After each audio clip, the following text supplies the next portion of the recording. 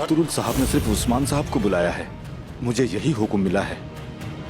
सरदारों के सरदार याउलक अरसलान उस्मान साहब से मिलना चाहते हैं, जिन्होंने बहादुरी के साथ कुलूजा हिसार को फतह किया। गद्दार झूठे, मरोगे मेरे हाथों। किसका पट्टा है? हाँ, किसका पट्टा है गले में? तुम जाल में फंस गए उस्मान, मज़ाहमत ना करना। याद रखना, तुमने गद्दारी की है और मैं तुम्हें अपने हाथों से मारूंगा। बाबा कहां है? कहां है?